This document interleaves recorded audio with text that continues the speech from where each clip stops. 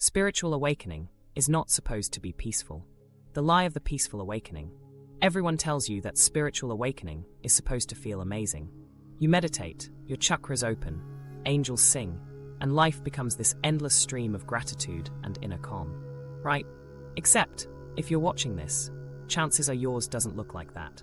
Maybe your enlightenment playlist has been replaced by late-night Google searches like, "Is panic part of spiritual awakening?" Or, "Why does meditating feel like rebooting Windows 95? If you thought enlightenment came with angel choirs, but are now convinced you need a full-body exorcism just to fall asleep, congratulations, you're in the right place. You're sleep-deprived, your chest feels like it's hosting a drum line, and you're starting to suspect that peace comes with a side of emotional demolition. It probably feels more like emotional demolition, like your insides decided to stage a revolt and forgot to send out a memo. You're anxious, disconnected, and maybe even terrified that you're doing spirituality wrong. Your ego's basically having a nervous breakdown while you're here, trying to breathe through it like a nervous yoga instructor. But what if that's actually a sign you're doing it right? The biggest myth in modern spirituality is that awakening equals instant peace. We've been sold an image: smiling yogis on mountaintops, pastel Instagram quotes, voices whispering, "Just surrender." It's comforting, but misleading. Awakening doesn't give you calm. It strips away everything that isn't real, so that calm can eventually find you. Before that happens, the ego, your psychological structure built from memories, identity, and beliefs, has to fall apart. And the truth is, that process doesn't look spiritual at all. It looks more like chaos. Most people expect awakening to feel like expansion, but it starts as contraction. Your nervous system tightens, your mind races, you start questioning every choice you've ever made. The world feels both intensely alive and unbearably foreign. That's not failure. That's biology reacting to the collapse of illusion. You're not malfunctioning, you're rebooting. See, when people say they lost themselves during awakening, it isn't poetry, it's literal. The psychological scaffolding that kept everything predictable starts to crumble. You begin to see where your thoughts came from, the fears you've been running on autopilot, and how much of your personality was actually a defense mechanism. The old, "you can't survive that realization," and it panics. That panic is mistaken for spiritual regression, but it's actually the ego's death rattle. Here's the thing nobody likes to mention. Peace isn't the entry ticket. It's the residue left after honesty burns everything false. At the start, awakening feels raw. You cry without knowing why. Old sadness resurfaces. Relationships crack under invisible tension. You swing between ecstatic clarity and complete numbness. These mood swings aren't spiritual deficiency, they're detox. You've lived with layers of emotional armor for years, and awakening dissolves them, leaving your system exposed. And because we live in a world obsessed with control, that exposure terrifies us. We reach for affirmations, rituals, anything to shove the discomfort back down. But suppression is the exact opposite of awakening. The spiritual path was never meant to protect your ego. It was designed to dismantle it. Awakening asks you to see every thought, fear, and illusion you've used to avoid truth, and to do it without flinching. Psychologically, this is no small thing. When the ego structure begins breaking apart, it triggers the same stress pathways as a trauma response. Cortisol spikes, sleep patterns collapse, and the brain scrambles for stability. This is why even people deep into meditation suddenly experience anxiety or depression. Awakening destabilizes the old neural patterns, so new ones can form. But in that gap, it feels like standing over a spiritual black hole.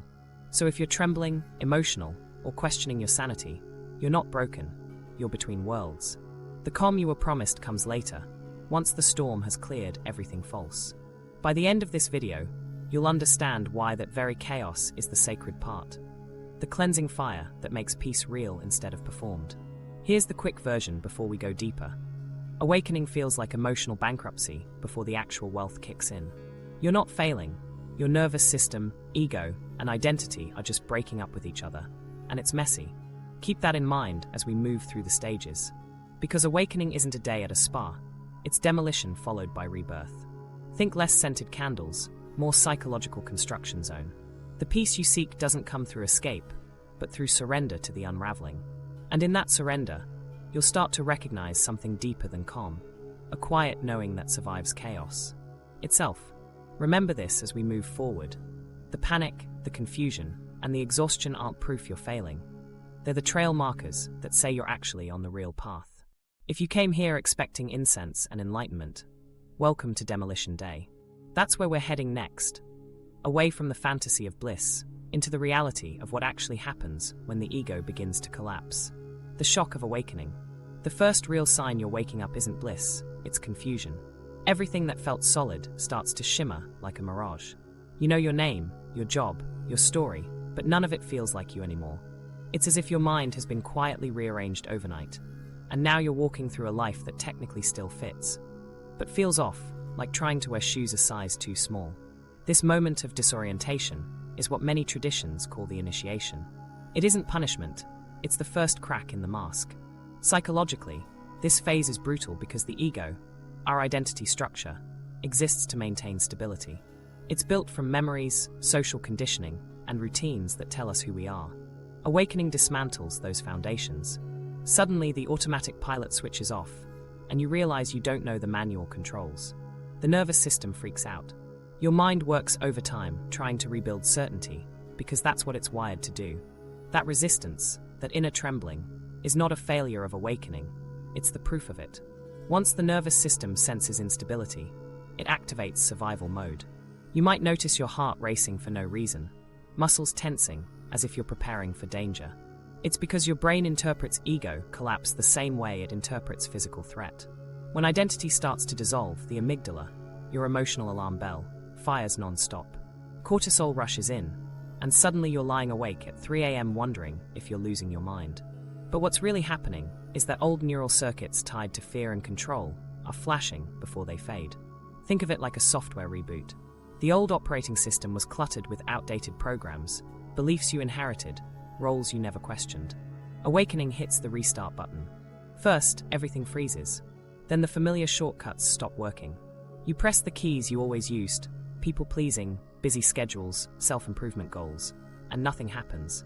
The frustration you feel is the system uninstalling what doesn't serve you anymore. And yes, it feels like chaos because your identity was built on those very commands. When that crash hits, the symptoms look physical and emotional at once. Anxiety spikes out of nowhere, appetite changes, waves of dread, or crying spells you can't explain. Sleep might swing between insomnia and exhaustion. The mind keeps scanning for meaning, asking, "What's wrong with me?" The answer is both terrifying and liberating. Nothing's wrong. You're just no longer anesthetized. Awakening removes your psychological numbing agents. The raw data of your life finally becomes visible. And of course, it's overwhelming at first. Let me be clear about this. The dark night phase doesn't mean you're cursed or spiritually weak. It's a nervous system detox. All the suppressed energy, the grief, shame, and fear you tucked neatly away to function, awakening releases it. You might feel like you're regressing, like your personal growth is unraveling. But regression is just what progress looks like when the scaffolding falls off. It's the nervous system recalibrating to hold more truth. I once worked with a client, let's call her Maya, who described her awakening as a panic attack that lasted 6 months. She had meditated for years, studied every positive thinking book she could find, and then one morning she couldn't stop shaking. She couldn't sleep, her body buzzed as if plugged into a socket. When we unpacked it, what she called breakdown was actually the release of years of suppressed anger and grief masquerading as serenity. Her system was learning how to exist without repression. That's the shock of awakening. It forces honesty into the bloodstream. Here's where most people get stuck, trying to go back. They think if they meditate harder, journal more, or raise their vibration, they'll get back to the peace they had before. But the peace from ignorance and the peace from truth aren't the same species. The first is comfort, the second is clarity. And clarity burns at first. When everything familiar falls away, the ego scrambles to rebuild its old nest with new feathers. It says things like, "You're not ready," or "You're regressing." Don't listen. The old self will bargain, threaten, or guilt trip to survive. Let it panic. That panic is sacred noise being cleared out. Biologically, this chaos has purpose. When neurons that fire together stop firing together, the brain's wiring reorganizes. Researchers studying neuroplasticity note that periods of mental breakdown often precede bursts of creative insight or emotional stability. It's because the old synaptic connections dissolve before new ones can form. Awakening uses that same biological law. The dismantling prepares you for a wider bandwidth of awareness. You can't upload a new operating system without erasing the old code first. If you take nothing else from this section, remember, panic isn't proof of regression, it's proof of rewiring. When the system shakes, it's clearing cache, not crashing. But what about the fear? It feels endless, doesn't it? That hollow sensation in your chest, the sense that you've been unplugged from reality itself. The trick is realizing fear isn't your enemy. It's the security alarm of dissolving illusion. It's not warning you of real danger. It's alerting you that false safety is disappearing. When you interpret fear this way, it becomes an ally.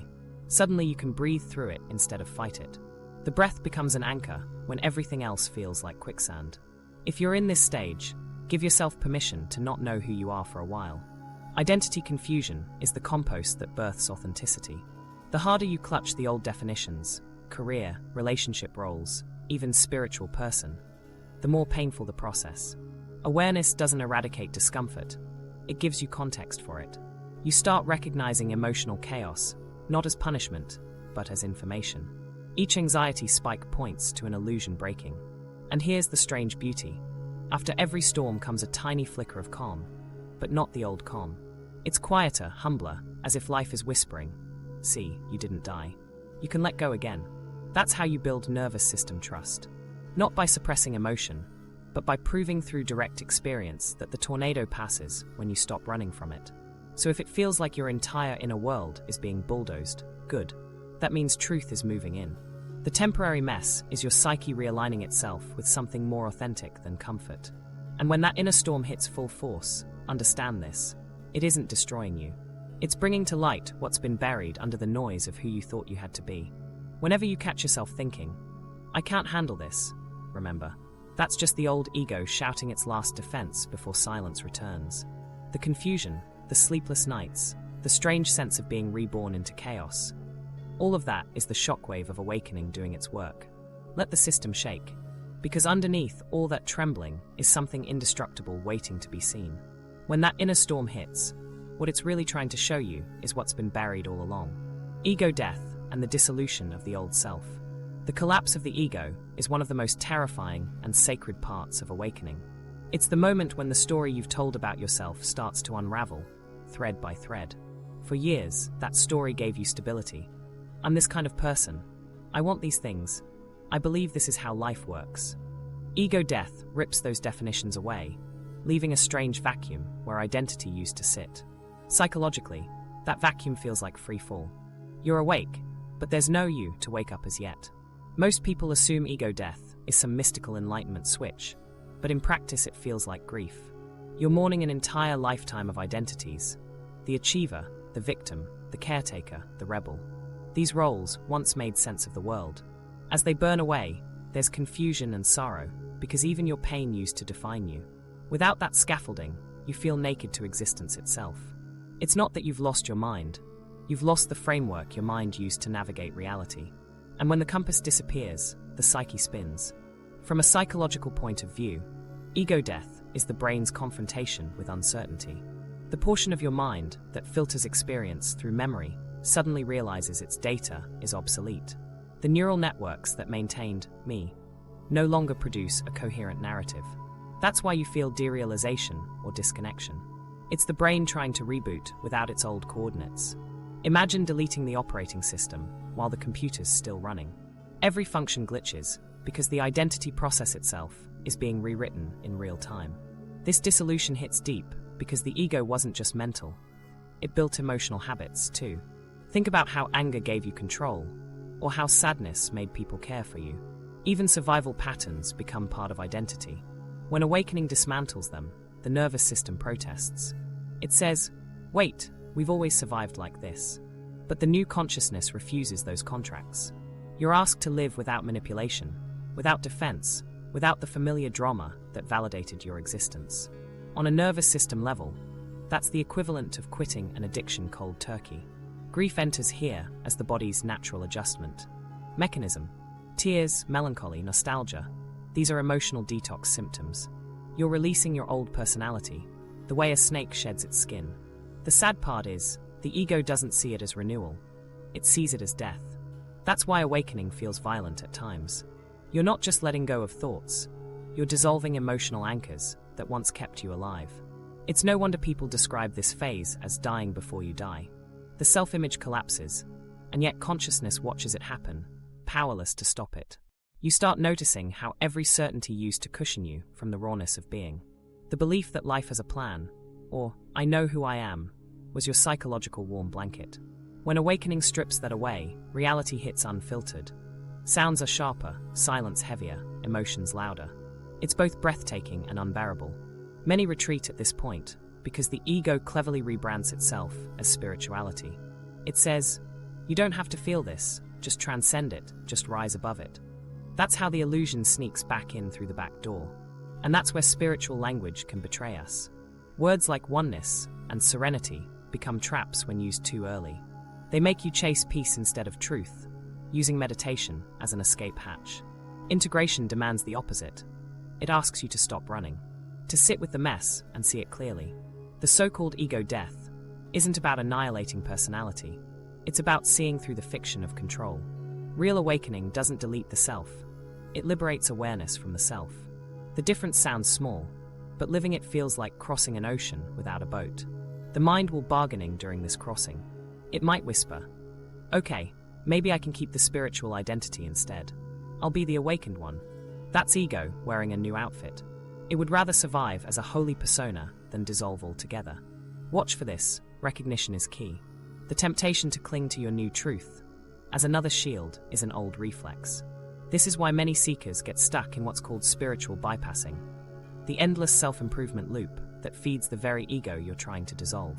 So how do you navigate ego death without collapsing into nihilism? First, acknowledge the grief. Let yourself miss your old simplicity. It's okay to long for the comfort of ignorance. Every radical rebirth includes nostalgia. Second, understand that uncertainty is not failure. It's the birthplace of authenticity. Once you stop demanding that life give you fixed meaning, you start noticing presence itself is enough. Meaning stops being a product of identity and becomes a quality of awareness. That shift is the essence of awakening. Not finding something new to believe, but realizing the believer itself was the illusion.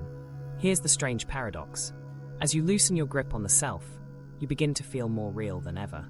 Life no longer revolves around performance, but participation. You laugh more freely, cry without shame, love without agenda.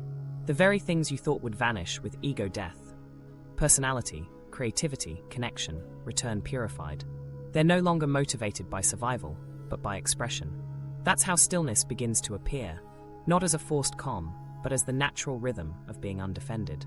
In this phase, everything that once defined you can vanish overnight.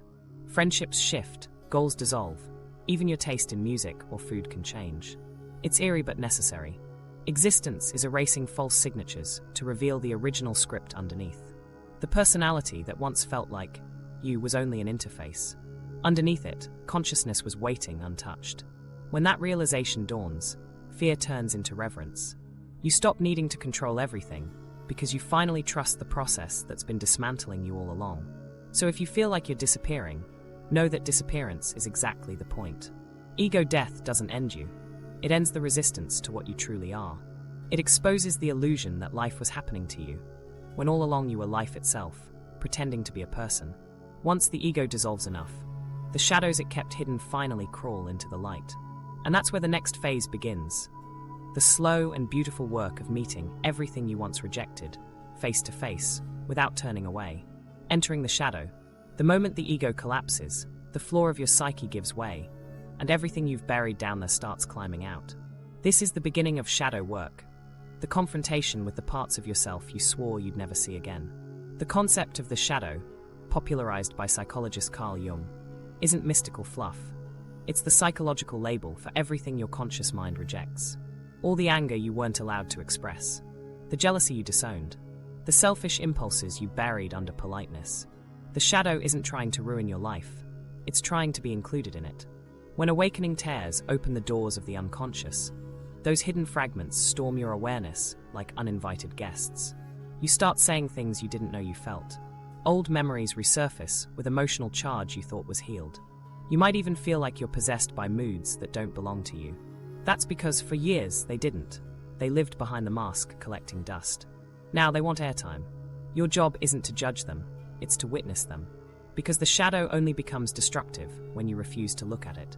Psychologically, denial is a survival strategy. We all repress traits we learned were unacceptable. Maybe your parents punished loud emotions, so your rage went underground. Maybe vulnerability was mocked, so you armored with sarcasm. Over time, your mind built a split identity. One side polished for social approval, the other side exiled in silence. Awakening dismantles that split. It dissolves the dam that kept those waters contained. Suddenly, qualities like envy, arrogance, or lust, once hidden, surface in grotesque honesty. It's disorienting because you thought enlightenment would erase flaws. Instead, it magnifies them until you see through the shame attached to them. And that's the hard truth. You can't integrate what you won't acknowledge. The shadow phase is a psychological composting. Every repressed feeling breaks down into fuel for growth. But the decomposition smells awful at first. You'll face projections, moments when you see your buried characteristics reflected in others. Maybe you notice someone's arrogance and feel intense disgust. That's your own unowned confidence, projected out to avoid confrontation. When you're aware of projection, every irritation becomes a mirror. It's humbling and infuriating, but this is how awakening retrains perception from judgment to understanding. During this phase, relationships often act as catalysts. The people closest to you mirror the parts of yourself you've yet to accept. One day you might feel profoundly connected to someone, the next triggered beyond comprehension. That oscillation isn't chaos, it's integration in progress. When the unconscious unpacks itself, the nervous system interprets each revelation as danger because it challenges identity. You might dream of old lovers, abusive parents, forgotten friends. The psyche replays unresolved dynamics, asking, "Can you hold this now without flinching?" Each dream or conflict is an invitation to withdraw your projections and reclaim lost energy. Here's the paradox. The more light you develop, the darker your shadow appears. Illumination doesn't remove darkness. It just lets you see it. Think of it like adjusting brightness on a photo. The higher the exposure, the clearer every flaw becomes. Many seekers mistake this visibility as regression. Why am I more triggered than ever? Haven't I worked on this? The answer is precision. You're finally perceiving subtler layers of patterning that were invisible before. Healing deepens through repetition. Each emotional recurrence loses intensity until it integrates naturally. Self-compassion becomes your lifeline here. Without it, shadow work turns into self-punishment. You can't bully yourself into integration. Shame just builds another layer of repression. The key is radical curiosity. When jealousy arises, ask what it's trying to protect. When rage erupts, locate the boundary it was defending. Every difficult emotion carries intelligence. The more you allow space for that conversation, the faster the tension dissolves. Think of emotions as children tugging at your sleeve. They only scream because you ignore them. The body also participates in this unveiling. Because emotions are stored somatically, shadow emergence often manifests as physical sensations. Tightness in the chest, nausea, trembling limbs. You might think you're sick, but your body is simply metabolizing old feelings. Breathing through these sensations, rather than analyzing them, accelerates release. Modern trauma research supports this. Stored emotion requires bodily processing, not just intellectual insight. When you pair awareness with breath, the nervous system learns that safety exists even while processing intensity. This is the bridge between psychological theory and spiritual practice. The moment awareness meets embodiment. In my own experience, the shadow phase felt like emotional whiplash. One morning I'd feel profound gratitude. By evening I'd be angry at humanity. My instinct was to suppress the unspiritual parts, to meditate harder or chant it away. But every attempt at forced peace only made the chaos louder. The breakthrough came when I stopped treating discomfort as failure and started treating it as feedback. Suddenly, every trigger became a teacher, every argument a mirror. The drama didn't vanish, but I stopped seeing it as proof something was wrong with me. It became proof something true was surfacing. Another common misconception is that shadow work means wallowing in darkness. It doesn't. It's about presence, not indulgence. Observing your anger doesn't mean acting on it. It means understanding its roots, so it no longer controls behavior from the back seat. Integration happens when you can recognize a pattern mid-trigger and choose differently.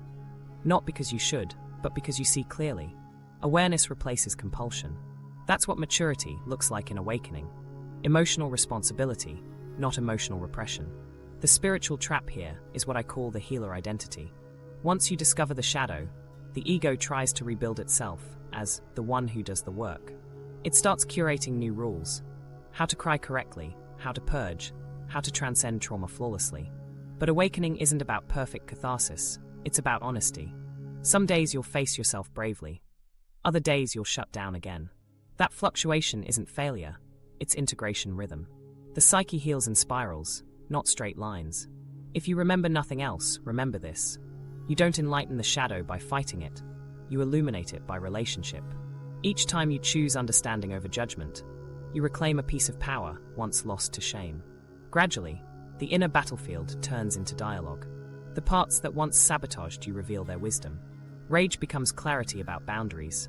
Envy becomes direction toward desire. Fear becomes awareness of potential.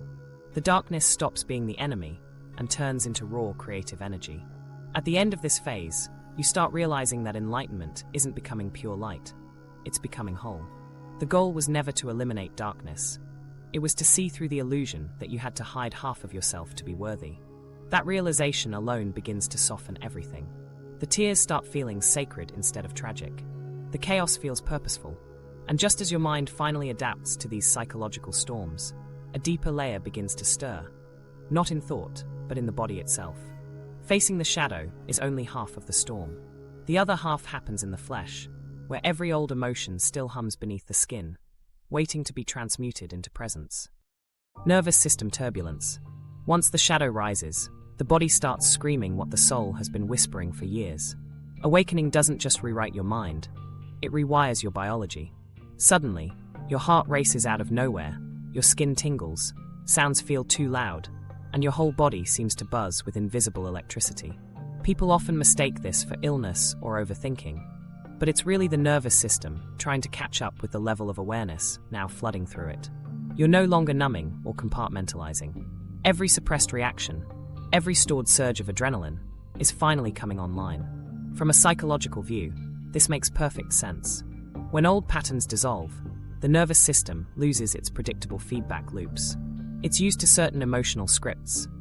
Stress equals coffee, sadness equals distraction, anger equals denial. Awakening erases those programs. Without those habitual responses, your brain registers uncertainty as danger. The sympathetic nervous system roars to life. Fight, flight, freeze, or fawn. You might feel claustrophobic in crowds, hypersensitive to noise, even dizzy from simple tasks. It's your body recalibrating after years of emotional autopilot. The paradox is that awakening the mind often feels like breaking the body, when in truth, it's finally learning to speak. Neuroscience backs this up. When we process trauma, or even rapid psychological change, the brain releases stress hormones while pruning old neural connections. It's called neuroplastic adaptation. Functional MRI studies show heightened activity in the amygdala, the fear center, while the prefrontal cortex temporarily slows down. Translation: your emotional volume is turned to maximum, while rational control takes a back seat. That's why you cry over commercials, lose track of time, or feel like your brain's buffer is full. The system is literally reconfiguring itself for a new mode of consciousness. Physically, that reconfiguration can look chaotic. Adrenaline surges hit without warning.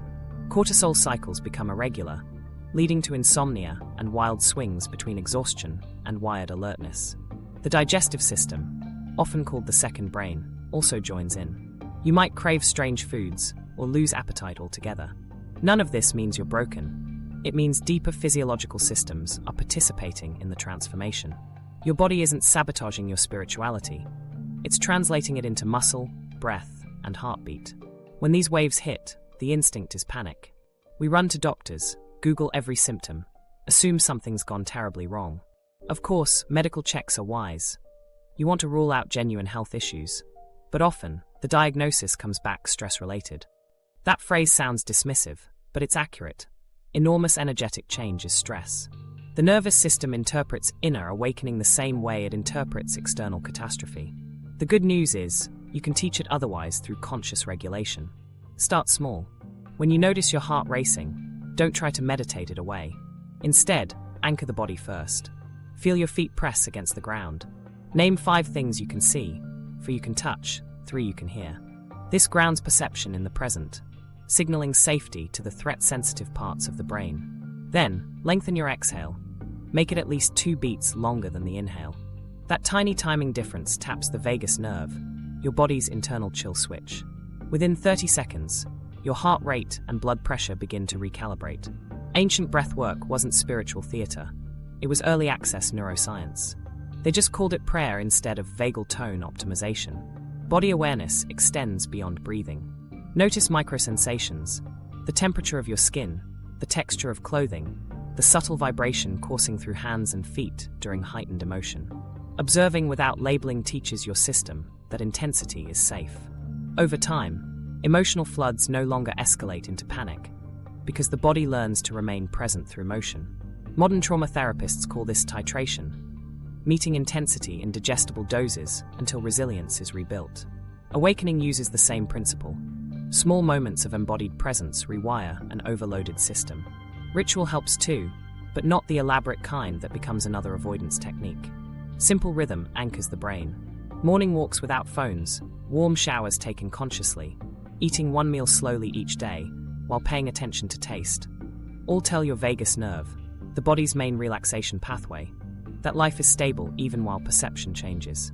Think of these as grounding rituals rather than spiritual performance. The nervous system trusts repetition. Every calm signal you send becomes data that safety still exists. This period also reveals how closely mind and body collude in repression. Maybe your shoulders clench when you recall a childhood memory, or your stomach knots before uncomfortable conversations. These patterns aren't random. They're muscle memories of past fear. During awakening, those memories thaw. The shaking, the tears, the random body heat. These are release mechanisms. Animals do this naturally. They tremble after escaping predators to complete the stress cycle. Humans, conditioned to stay composed, rarely finish that loop. Awakening reopens it, inviting the body to discharge years of stored tension, so energy can flow again. If you've ever wondered why certain spiritual experiences feel euphoric one moment and unbearable the next, that's your nervous system swinging from sympathetic overdrive to parasympathetic release. It's the same polarity found in trauma healing, contraction followed by expansion. The trick is to ride the wave rather than chase one state. Don't cling to bliss or resist chaos. Both are feedback signals guiding equilibrium. In short, you're not broken. You're learning emotional surfing. The goal isn't to flatten the waves, it's to build balance while you ride them. When the body finally realizes it can handle both the highs and the lows, genuine peace stops being a theory and starts being muscle memory. In these storms, mindset matters.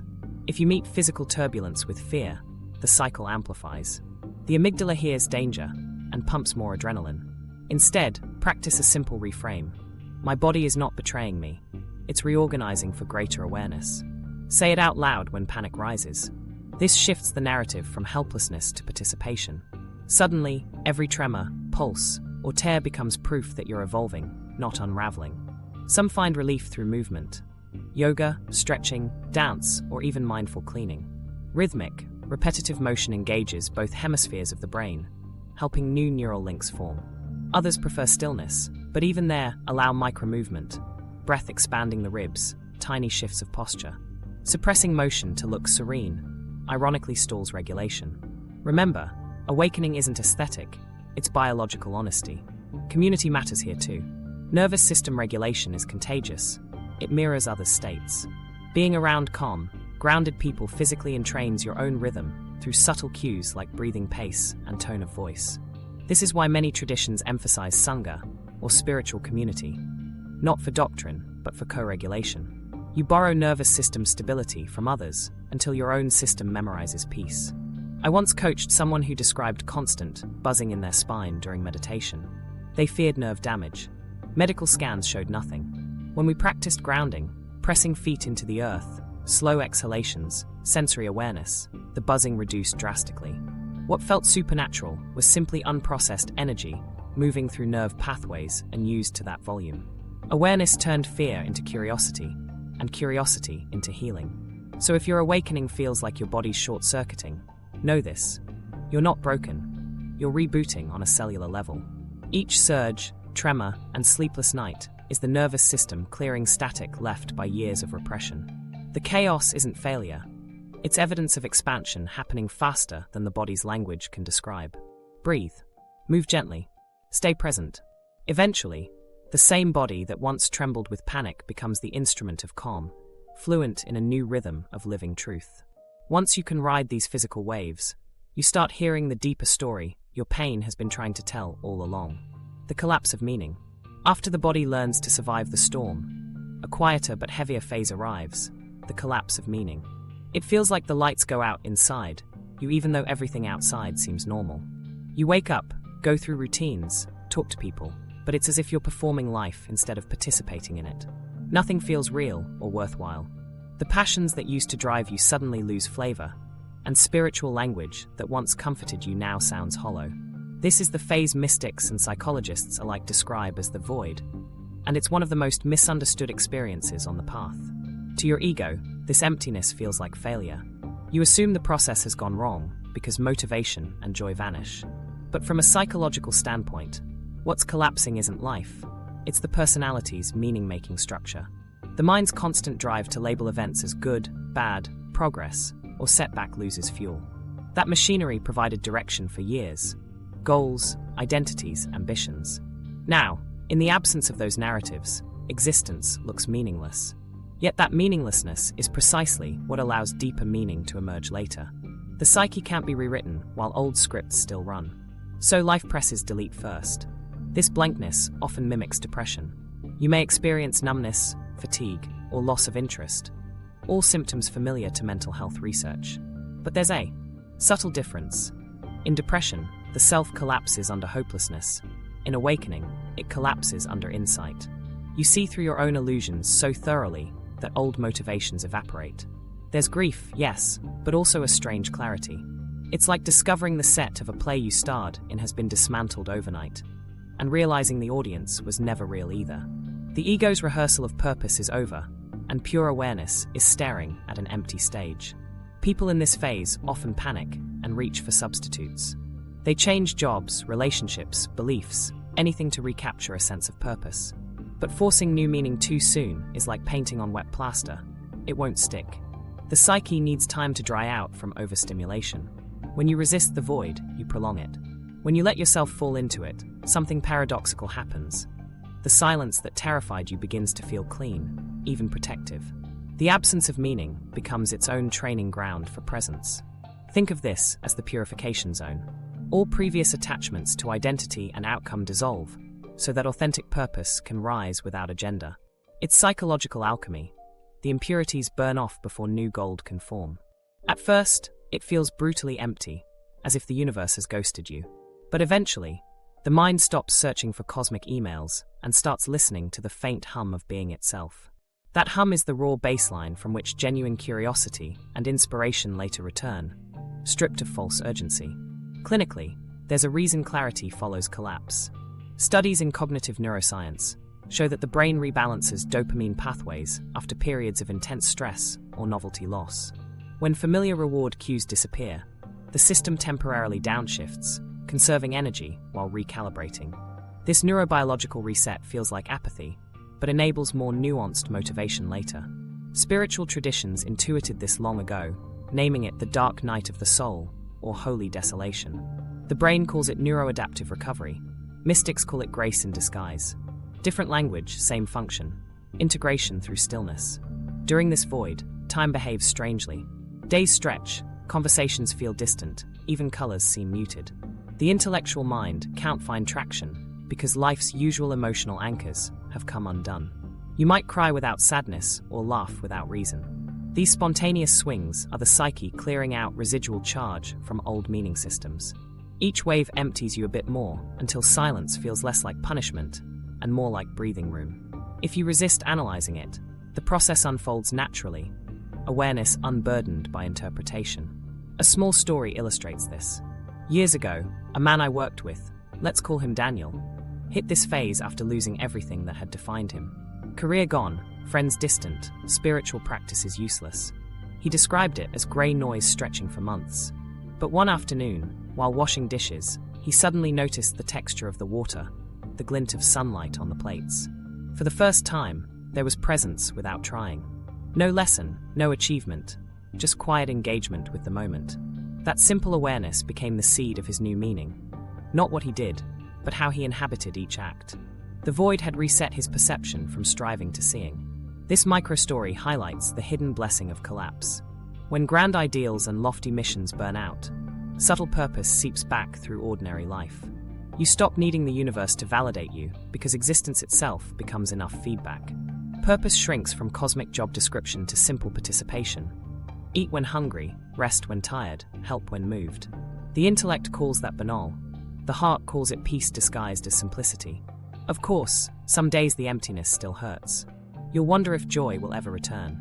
The trick is to stop demanding that feeling as proof you're on track. Expecting happiness during this stage is like expecting a seed to sprout while it's still cracking open underground. The dark pressure is part of the process. You can't rush germination by shouting affirmations at the soil. Trust that absence is doing unseen work, eroding the old egoic crust so new growth can break through when conditions are ready. As meaning disintegrates, subtle anxiety often arises. If nothing matters, why go on? Here's the crucial insight. Nothing matters to the ego, but to awareness itself. Everything is luminous simply by existing. A flower, a breath, a memory. They don't need narrative to justify being. When you glimpse this direct appreciation, despair loses grip. You realize life doesn't need your interpretation to be sacred. It already is. The loss of constructed meaning exposes intrinsic meaning, which was hidden behind labels the whole time. Slowly, vitality returns, first as faint interest, then as genuine engagement. You start exploring not out of compulsion, but curiosity. The difference is subtle yet life-changing. Curiosity contains humility. Expectation contains control. Meaning built from curiosity can bend with life's changes without breaking. That's how authentic purpose begins, born from surrender, not from demand. So if you find yourself staring into the grey fog of indifference, don't assume you've fallen off the path. You're in its silent core. Every desolation has a hidden architecture constructing new capacity for depth. When beliefs and ambitions crumble, space opens for direct experience, unfiltered by identity. The void isn't the end of your awakening. It's the clearing of ground before new truth can take root. When meaning collapses, the only thing left to find is truth unfiltered by identity. Integration, meeting the shadow with light. When the chaos finally begins to slow, there's this fragile gap, a breath between storms, where you realize destruction was never the point. It was preparation. Integration starts here, in the ashes, when you've seen every ugly truth, but haven't yet learned how to live with it. This is where the real work begins. Taking all the scattered pieces of yourself and learning not to glue them back into their old shapes, but to hold them together with awareness. Integration means welcoming every part that surfaced during awakening. The frightened child, the critic, the perfectionist, the skeptic, and giving each a seat at the table. You're not trying to exorcise them, you're trying to include them. Spiritual maturity isn't about becoming pure light. It's about staying human while remembering you're more than human. Every emotion, every contradiction, is raw material for wholeness. The question shifts from, how do I get rid of this? To, how do I take care of this? Why does this matter psychologically? Because repression divides energy. When you exile parts of yourself, you spend your entire life managing the tension between who you are and who you think you should be. Integration resolves that war. It's the nervous system learning that safety exists even while imperfection does.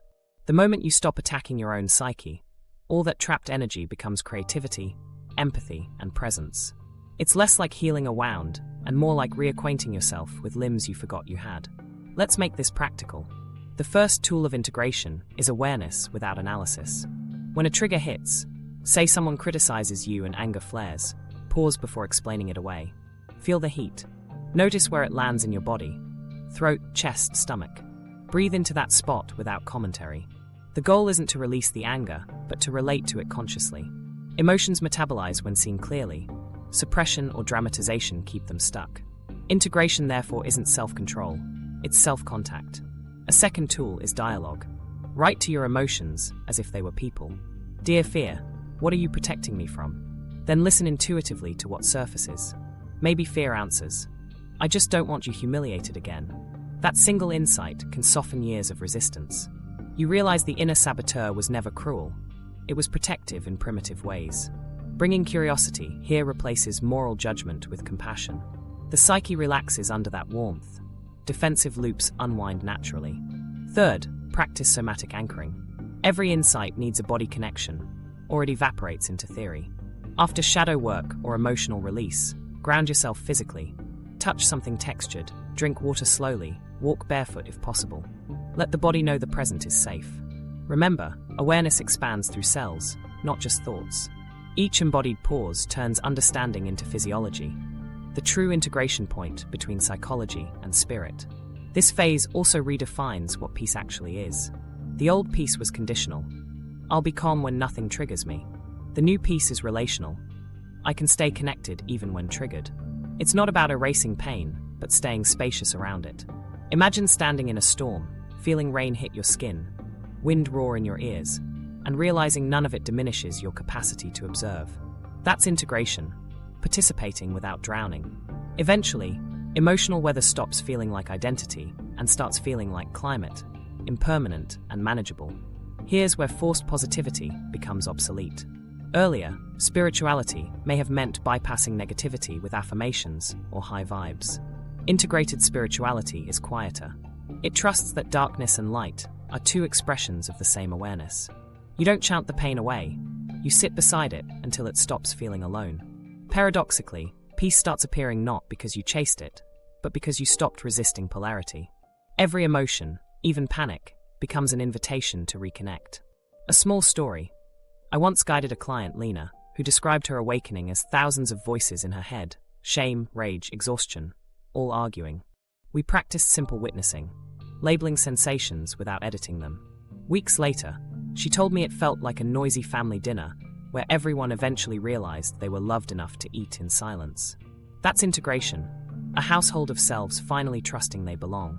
The noise didn't vanish, it harmonized. Integration also involves boundaries, something many seekers overlook. When you open up spiritually, empathy skyrockets, and it's easy to absorb everyone's pain.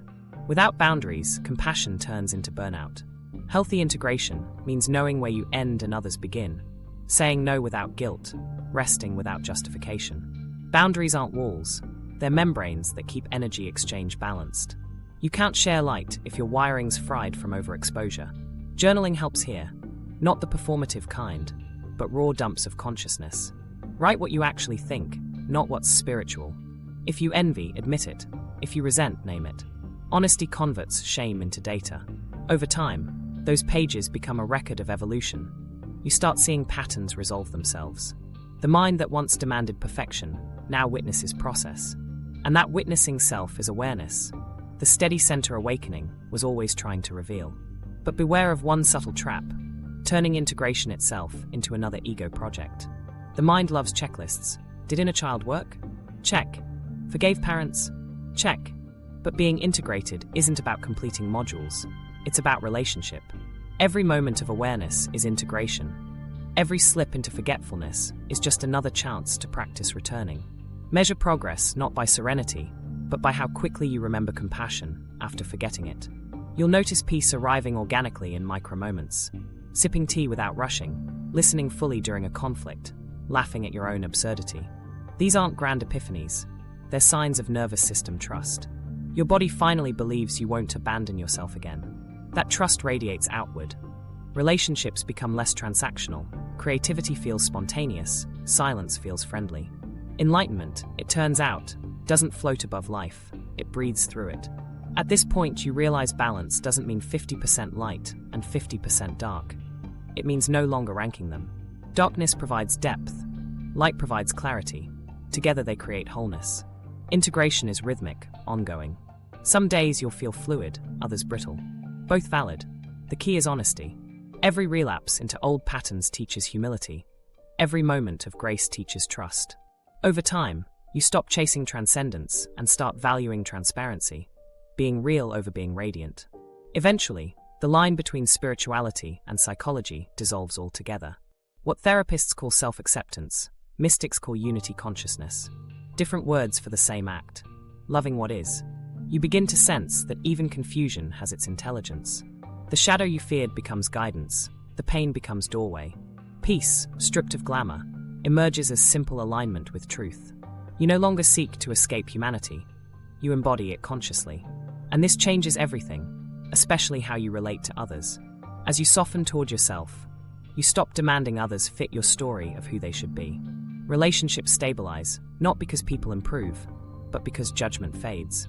You start recognizing every person as a mirror, each revealing aspects of the collective psyche learning to integrate itself through human connection. And that leads to the next inevitable stage of awakening, the upheaval of relationships. Because when you change, your entire social orbit has to reconfigure around this new coherence. But before we explore that shaking of bonds, take a breath and notice. The peace you feel now isn't an escape from chaos. It's the quiet that comes from finally belonging to all of yourself. Relationships in upheaval. Here's the part nobody warns you about. Once you've started integrating within yourself, your relationships start glitching like bad Wi-Fi. The conversations that used to feel effortless suddenly feel scripted. People who once understood you now stare blankly when you speak. It's not that they've changed, it's that you've stopped unconsciously playing your old role. Awakening scrambles the social contracts you never realized you signed. Every friendship, romance, and family dynamic you built from the old self starts to feel like clothing from a different decade. Familiar, sentimental, but impossible to wear comfortably anymore. Relationships rely on energetic agreements. You perform predictable roles: caretaker, rebel, peacekeeper, and others orient around them. When those roles dissolve, your absence of performance exposes where connection depended on control. This is why awakening can feel lonely, even hostile. You walk into the same rooms, but the emotional air has shifted. What used to keep everyone safe, the polite avoidance, the predictable reactions, no longer applies. It's like removing one instrument from an orchestra. Suddenly the whole composition sounds off. The nervous system reads that dissonance as danger, prompting fight, flight, or freeze responses. Old friends may accuse you of being distant or not yourself. Partners might feel threatened as you start expressing needs that contradict the persona they fell in love with. Families experience your new boundaries as rebellion.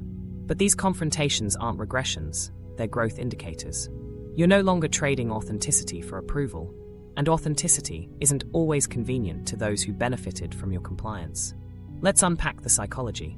Human bonds are built through attachment systems wired in childhood. When you start healing, you unconsciously rewrite those attachment patterns. A formerly anxious person may stop chasing validation. An avoidant one may begin craving intimacy. To others, these shifts feel destabilizing. The world calibrated to your wounds. It doesn't know what to do with your wholeness. Awakened connection demands recalibration on both sides, and not everyone's ready for that upgrade. Projection ramps up here too. Just as you confronted your inner shadow, others begin projecting theirs onto you. One minute you're a friend, the next you're their villain or guru. They sense your clarity and confuse it with judgment. Or they expect you to rescue them because you seem so spiritual. The trick is to stay grounded in equality. You're not above or below anyone. You're simply seeing clearly.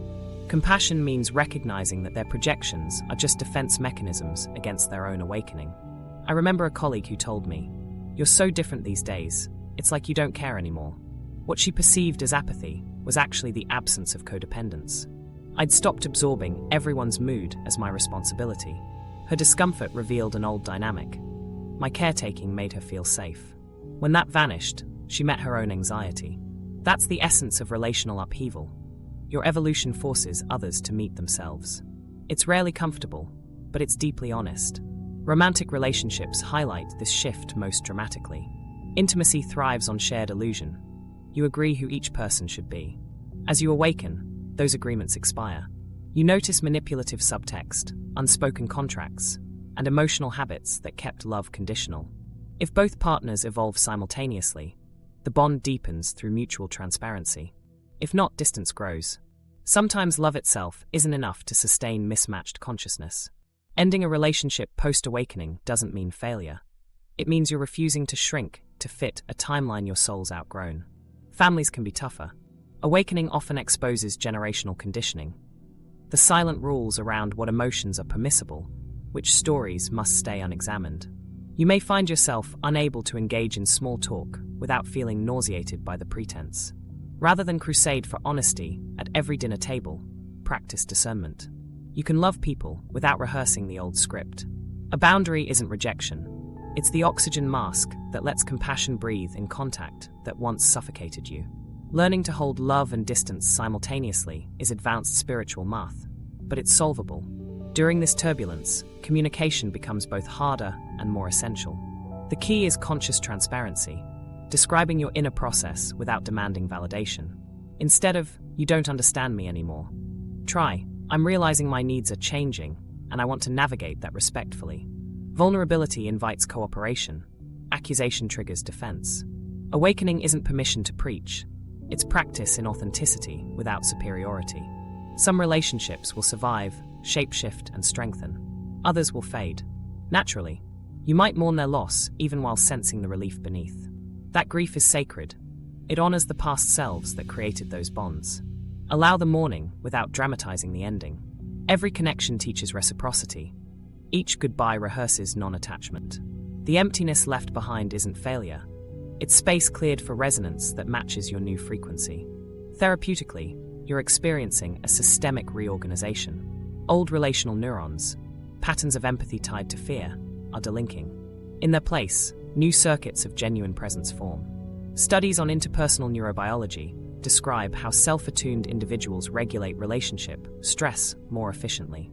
Translation: once you stabilize your own nervous system, you stop outsourcing peace. Conflict becomes information, not catastrophe. That shift alone revolutionizes intimacy. Support helps, but not the everyone must think like me now kind. Seek community that respects individuality over ideology. Authentic connection arises when each person owns their projections instead of weaponizing them. Small circles, therapy groups, or even candid friendships provide mirrors that reflect without distortion. The point isn't agreement, it's witnessing without masks. True tribe begins when you can say, "I'm confused today," and nobody rushes to fix you. Expect moments of isolation. The ego interprets solitude as abandonment, but solitude after awakening is gestation. It's where relational detox completes. Eventually, loneliness turns to spaciousness. Silence becomes companionship. When new people enter that space, you'll sense alignment instantly. Less need, more resonance. The conversations flow from curiosity rather than performance. Those are post-awakening relationships, rooted in presence instead of projection. If you find yourself craving old dynamics, remember, comfort isn't always truth. Familiar pain can masquerade as love because it's predictable. Awareness breaks that spell. Now, comfort comes from honesty, even when it trembles. That's how you know you're relating from essence, not fear. As relationships rearrange, practice gratitude. Every argument revealed your boundaries. Every misunderstanding refined your voice. People who leave made room for those who can meet your reality as it is today. Spiritual growth doesn't isolate you forever. It filters your circle. Authentic connections don't multiply, they deepen. So yes, awakening dismantles your social world, but only to rebuild intimacy on foundations strong enough to hold transparency. And as the external noise quiets, one question rises louder than all the rest. Without these mirrors, who are you now? That's where the next chapter begins. The reconstruction of self born not from approval, but from awareness. The reconstruction of self. After the relational earthquakes settle, after the tremors stop rearranging every conversation and connection, something astonishing starts to happen. Your sense of self quietly begins to rebuild. It's not dramatic.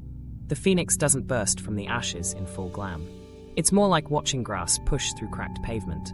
One morning you simply notice you can breathe again, and the silence that used to feel like exile now feels like space. Reconstruction begins here, in the aftermath, when everything old has burned down and there's finally room for truth to grow roots. In traditional psychology, this phase resembles post-traumatic growth, the natural regeneration that follows deep dismantling. Everything that was lost, status, certainty, identity, becomes compost for authenticity. Before awakening, your personality was architecture built around survival. Now, awareness rebuilds from curiosity instead of defense. You don't decide who to become. Life reveals it through daily choices.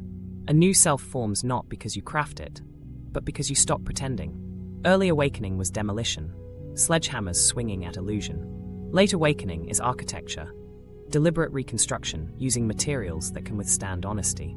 The blueprint changes constantly. Some days you crave solitude, other days, connection floods back in.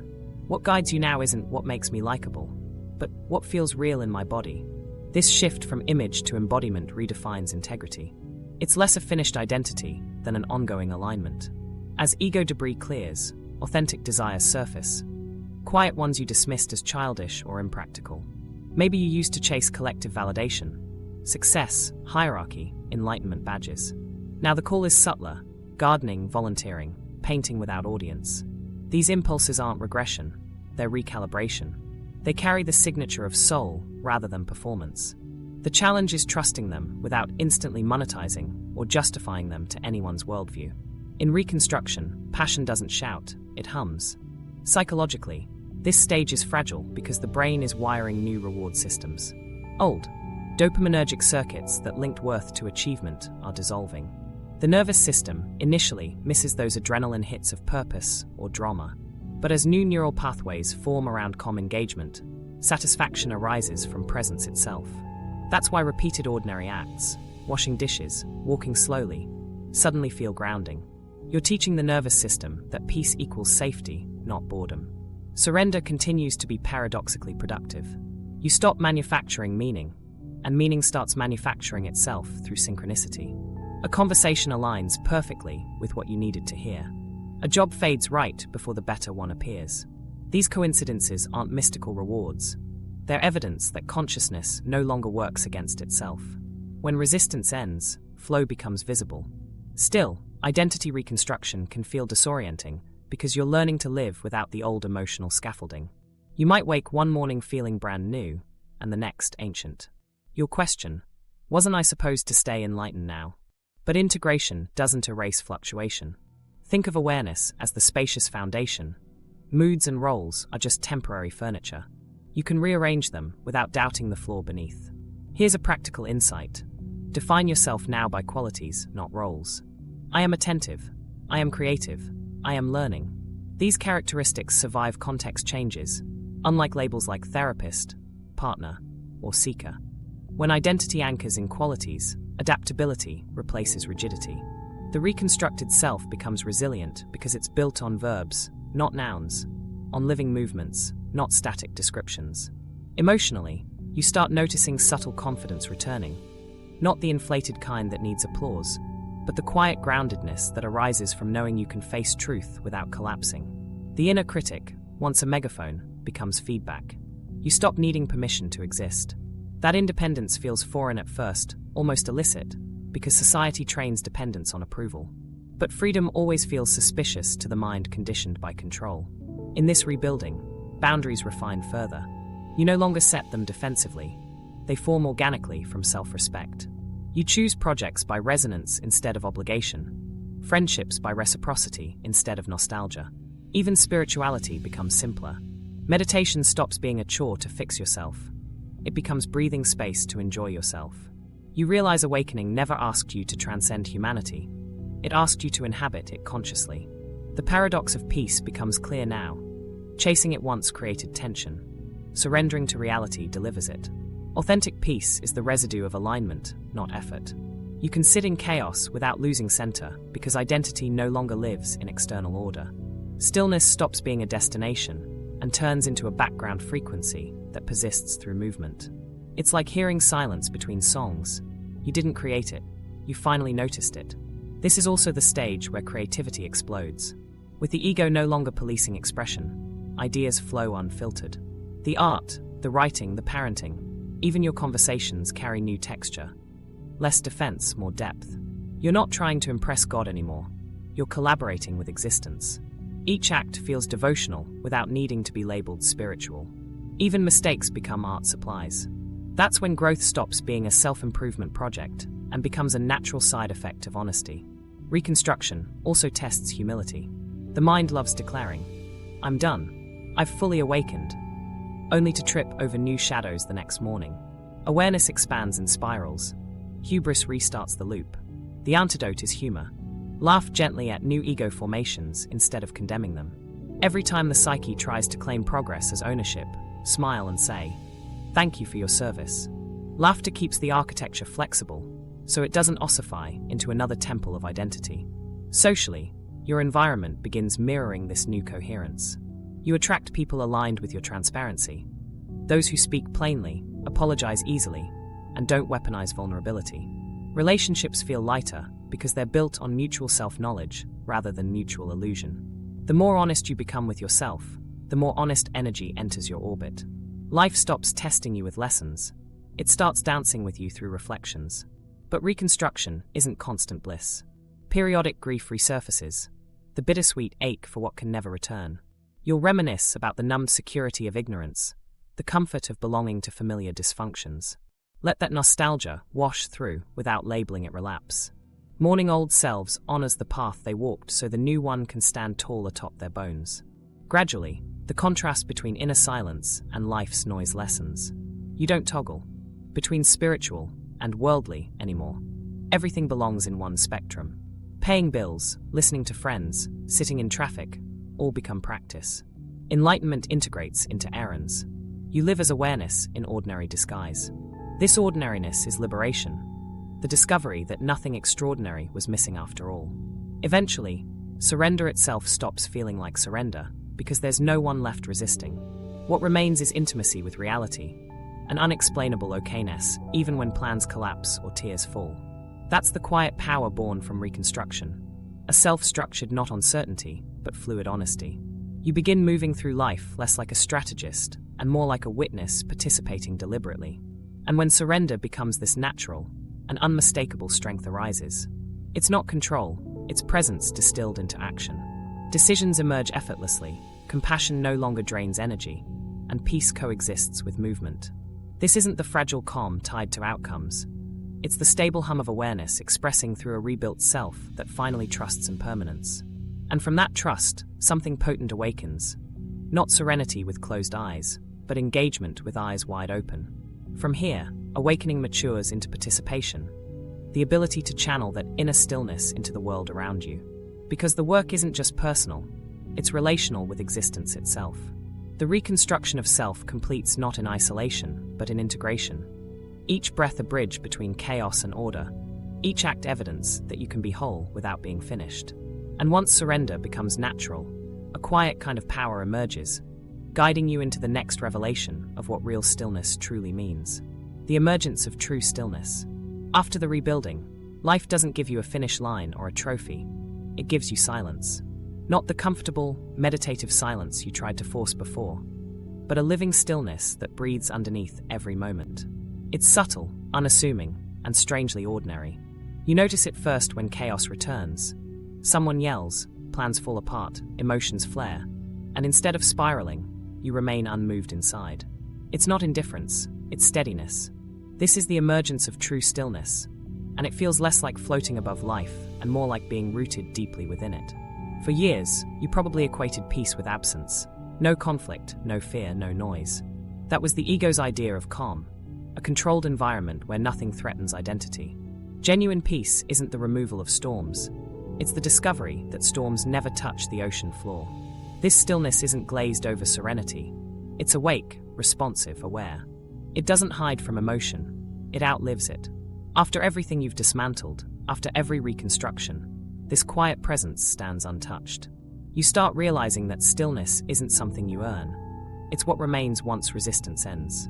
Every thought, feeling, and reaction rises from it and dissolves back into it like waves. You don't need to maintain this awareness. It maintains you. The effort you once poured into staying centered fades because center reveals itself as permanent. What changes is your relationship to turbulence. You stop taking it personally.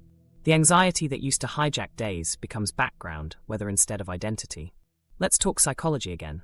When the nervous system has been rewired through consistent self-acceptance, the amygdala stops signaling false alarms. The brain develops new neural pathways connecting emotional centers with higher reasoning, allowing sensation without panic. That's what inner silence feels like neurologically. An integrated brain that no longer treats every feeling as crisis. The spiritual word for this is stillness. The psychological term is regulation. Different languages, same reality. Many seekers assume enlightenment turns you into a saint floating through eternal bliss. But genuine stillness includes everything. You'll still cry at movies, snap occasionally, feel human desires. The difference is the absence of inner warfare about those reactions. You experience anger without shame, sorrow without story, joy without clinging. Stillness doesn't mute life.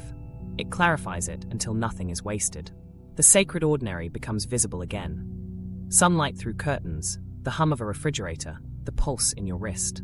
These once ignored details become gateways to awe. Earlier, peace meant control, micromanaging thought, curating positivity, editing reality. Now, peace means intimacy, allowing every experience its rightful place. You learn that non-reaction isn't suppression. It's inclusion so complete that conflict loses traction. Instead of trying to let go, you see that everything already lets itself go when left untouched. The practice becomes effortless observation, awareness watching awareness play out in real time. Paradoxically, this stillness often arrives with renewed chaos in the outer world. Friends may leave, circumstances may flip, global crises might erupt. And yet, inside, something remains motionless. That doesn't mean apathy, it's capacity. You become able to act effectively because stillness stabilizes perception. Emotion moves through you cleanly, not as backlog from unresolved wounds. In compassion terms, you can respond without inheriting another person's storm. To describe this state, mystics use words like emptiness or suchness. Psychology calls it coherent selfhood. It's the fusion point where consciousness and personality stop competing. You can plan tomorrow, laugh at mistakes, worry briefly. But those waves travel across a vast awareness untouched by narrative. For the first time, you can feel deeply without drowning. It's important not to romanticize this stage. Stillness doesn't guarantee constant clarity. There will be moments you forget and get swept into mental noise. The difference now is recovery speed. You notice contraction faster and return naturally, not through effort but gravity. Awareness becomes home base. Even sleep takes on new depth. Dreams integrate rather than confuse. Your system has memorized safety, and peace now feels normal instead of miraculous. Practical spirituality, at this phase, looks beautifully mundane. You might stop chasing extraordinary experiences because ordinary tasks provide the same satisfaction meditation once gave. Washing dishes feels sacred not because you assign meaning to it, but because presence makes everything meaningful. Work becomes service, rest becomes reverence. You stop framing life as lessons and start experiencing it as participation. From a relational perspective, stillness transforms communication. You listen fully without rehearsing answers, sense emotions in others without absorbing them. Conflict can unfold around you without hijacking regulation. This isn't cold detachment, it's mature empathy, the ability to stay open without collapse.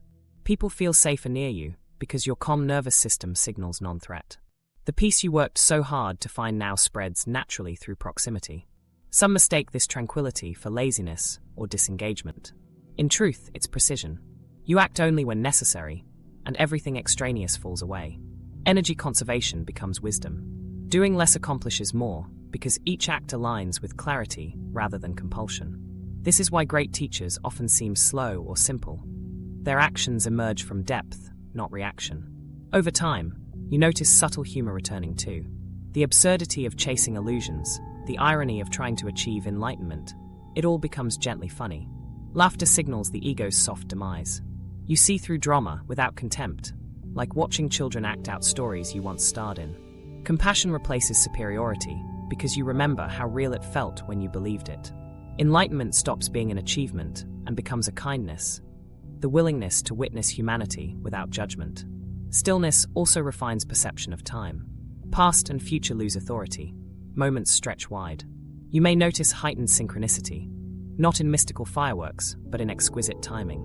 Life arranges itself around flow. You respond effortlessly. The law of attraction, you once tried to manipulate, turns out to be alignment with reality's natural rhythm.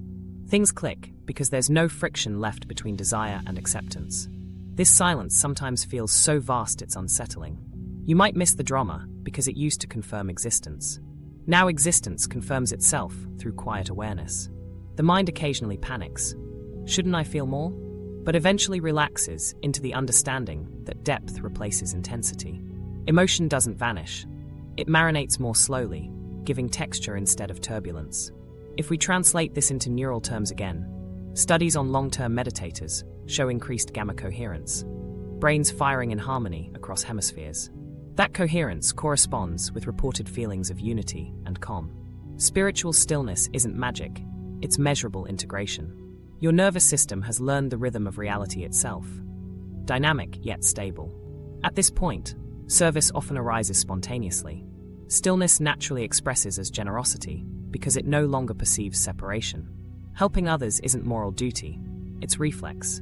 Presence overflows as kindness, humor, or creative inspiration. The quiet inside starts broadcasting outward through whatever form you love: art, parenting, leadership, simplicity. You realize awakening was never an inward escape, but a preparation to engage the world with unshakable heart. And yes, chaos will still visit. Bills pile, relationships shift, health fluctuates. But whereas before these changes defined your peace, now peace defines your response. That's the unmistakable maturity of true awakening. The storm still spins, yet the center remains spacious. Life hasn't become easier, you've become real enough to meet it. Eventually, there's nothing left to prove, even to yourself. Enlightenment stops being a topic because it's simply the texture of being alive. Stillness isn't something you maintain between crises. It's the background hum of existence aware of itself. When you taste that, chasing serenity becomes laughable. You realize peace was never missing. It was buried under the noise of searching. So when life next throws its unpredictability at you, watch what rises. The same calm that held through previous dissolutions will meet whatever comes, unshaken. Stillness doesn't promise a happy ending. It grants the capacity to live beginnings and endings with equal grace. True peace isn't fragile. It's freedom so profound that even chaos becomes music. And as you live from that silence, one last question begins to echo softly. If awakening isn't about peace, what is its real purpose? The purpose beyond peace. If stillness isn't the ultimate goal, then what exactly is awakening for? This is the turning point where seekers mature from chasing sensations to embodying understanding. Awakening isn't an escape tunnel from the mess of life. It's the realization that the mess itself is a living classroom. Every disappointment, conflict, and ache you once tried to transcend begins revealing its hidden curriculum. Participation. You're no longer studying existence from the outside. You're composing symphonies with it, wrong notes and all. The purpose beyond peace is engagement, an intimacy so immediate that the entire range of human experience becomes sacred practice. Most of us start the spiritual path wanting relief. We equate peace with safety, hoping awakening will erase suffering. But real growth flips that assumption upside down. The deeper purpose isn't to avoid pain. It's to see through the illusion that pain divides you from truth. Each wave of discomfort refines awareness, sanding down the ego's rough edges until perception becomes transparent. Suffering, in this light, isn't punishment. It's friction generating depth. Without that friction, compassion would remain theory, forgiveness would remain slogan, and joy would stay fragile. The wound teaches endurance, and endurance reveals grace. Think about a goldsmith's process. Raw or must endure fire to shed impurities. Without heat, the metal stays dull. Awakening is that furnace. Peace is the gleam afterward, not the stage itself. The ego fears fire and calls it chaos, yet every burn leaves consciousness less reactive, more precise. The psyche learns flexibility, the difference between feeling and identification.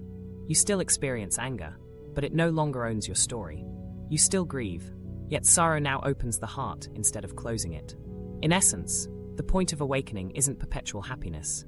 It's indestructible openness. This openness expresses itself as participation in reality. Rather than standing on spiritual sidelines commenting about vibration and alignment, you join life's scrimmage fully. You pay bills with mindfulness, argue without malice, love without guarantees. Reality stops being a test you're trying to pass and becomes art you're learning to co-create. You realize consciousness didn't incarnate to hide in monasteries of calm. It came to experience contrast, to meet itself through limitation. When you see every mundane task as expression of the infinite, even sweeping the floor feels holy. Psychologically, this is where integration completes. Neurologically, the balance between prefrontal awareness and limbic emotion stabilizes, creating what clinicians call coherent integration. Spiritually, it feels like being transparent to experience. The outer world continues its motion, and awareness flows through it like wind through leaves. The self no longer behaves as obstacle, but as instrument.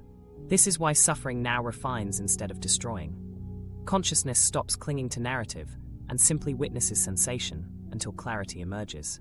At this maturity, the obsession with higher states dissolves. You stop chasing bliss because bliss starts chasing participation. Joy arises not from absence of struggle, but from competence in presence. Life remains chaotic, but you're skilled at staying available to it. That's the quiet confidence of awakened living. The trust that whatever appears is workable. Where once you prayed for protection, now you pray for perception. Insight replaces armor. From this space, compassion transforms from sentiment to structure. You see that everyone's chaos mirrors your earlier confusion. Their defenses, hypocrisies, and outbursts no longer trigger judgment. They elicit recognition. Having wrestled your own shadows, you recognize there's as familiar refugees seeking home. Helping others ceases to be moral performance. It becomes instinctive reciprocity, like trees releasing oxygen. You give because withholding would feel unnatural. Service becomes self-expression. And yet, humility grounds the entire experience. The broader your awareness grows, the clearer you see your own blind spots. Every insight contains its opposite waiting to correct arrogance. This humility prevents awakening from fossilizing into ideology. You start phrases with, "I might be wrong," not out of insecurity, but out of reverence for complexity. Certainty feels narrow. Curiosity feels alive. The enlightened mind is endlessly learning, because wisdom isn't accumulation. It's spaciousness for infinite contradiction. The purpose beyond peace also involves creativity. Once the inner warfare settles, imagination surges. Awareness naturally wants to build, paint, express, relate. That creative impulse isn't diversion. It's consciousness celebrating itself in form. Whether through art, innovation, parenting, or leadership, awakened creativity humanizes spirituality. It proves that transcendence wasn't meant to hover above life, but to flavor it. Every act of genuine creation becomes prayer without religion. You make not to impress, but to echo existence's ongoing improvisation. Let's address the paradox. Peace and participation might seem opposites.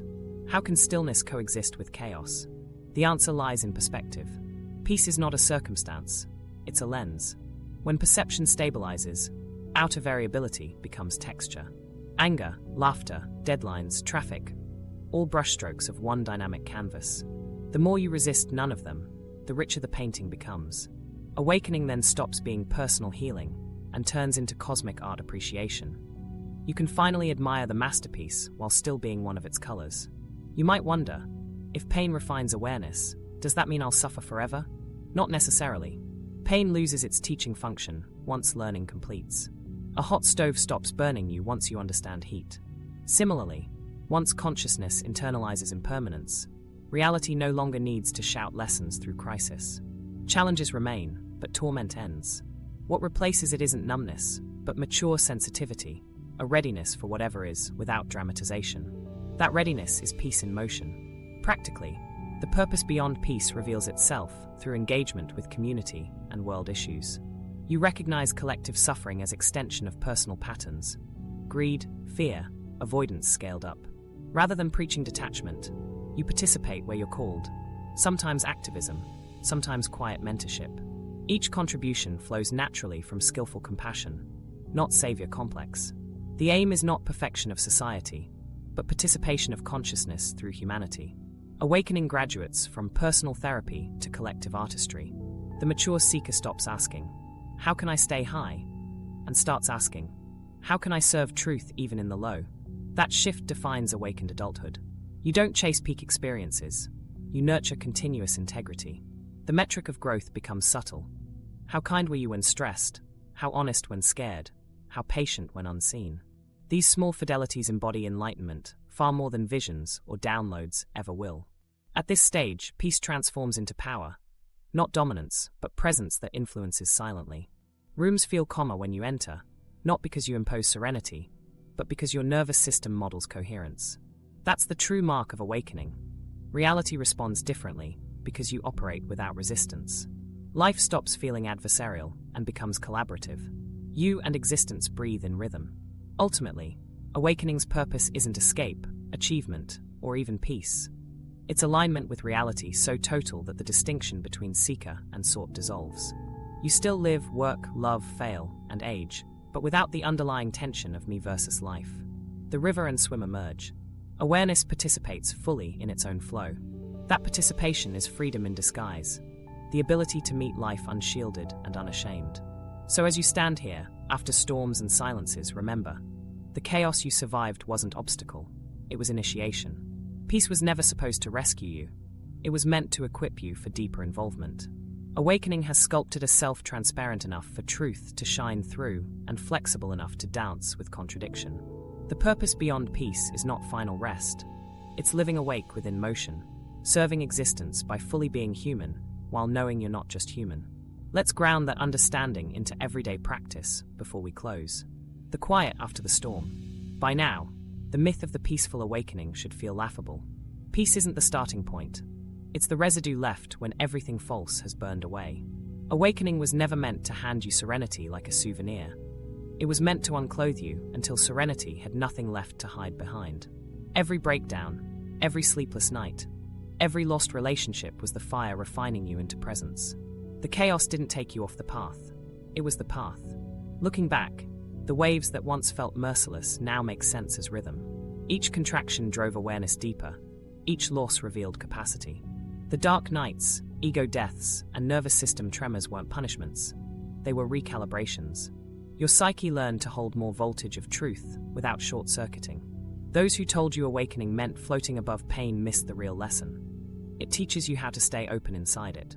The moments you thought you failed were the exact places consciousness was learning to breathe through resistance. So if you're standing in the wreckage wondering when peace will finally arrive, realize it already has.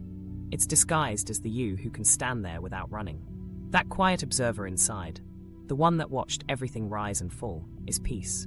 It doesn't announce itself with fireworks. It hums under every inhale, waiting for recognition. You don't earn it by control or purity. You notice it by surrender. The paradox is beautiful. The more honestly you face imperfection, the more serene everything becomes. When you no longer demand life match your ideas, you start seeing its perfection everywhere. The ache in your chest becomes evidence of aliveness. The tears prove capacity for love. Even confusion turns holy because it keeps perception flexible. Real peace isn't avoidance. It's transparency so complete that nothing needs hiding. This realization transforms awakening from a special event into daily practice. You breathe, you stumble, you forgive. You let Monday's traffic be meditation and laundry be devotion. The quiet you once chased on mountaintops reveals itself in grocery lines. Stillness stops belonging to sacred spaces and begins inhabiting whatever moment you're in. That's the final secret. The divine never required distance from the human to shine. It only required honesty. If your own journey still feels chaotic, remember, storms end not by stopping, but by exhausting false momentum. Eventually even turmoil tires of spinning. All you need to do is keep returning to awareness, the part untouched by motion. There, clarity waits. Not the sterile calm of avoidance, but the living pulse that says, you survived the falling apart, now live the unfolding. Awakening was always an invitation, not an exam. The ego thought the goal was heaven. Awareness knows the goal is wholeness. You came here to experience the full spectrum, to crack open, integrate, rebuild, and laugh from the same heart that once wept. Chaos didn't break you open for punishment. It broke you open for depth. The peace you embody now carries scars as credentials. So take a breath and notice. Everything is still moving, yet inside something finally rests. That resting presence is your proof of transformation, the calm born from complete participation. If this journey spoke to you, share it with someone lost in their own storm. They'll need the reminder that darkness is not deviation but dawn. Subscribe if you're ready to keep exploring the psychology of awakening, where honesty, not perfection, becomes your true path to peace.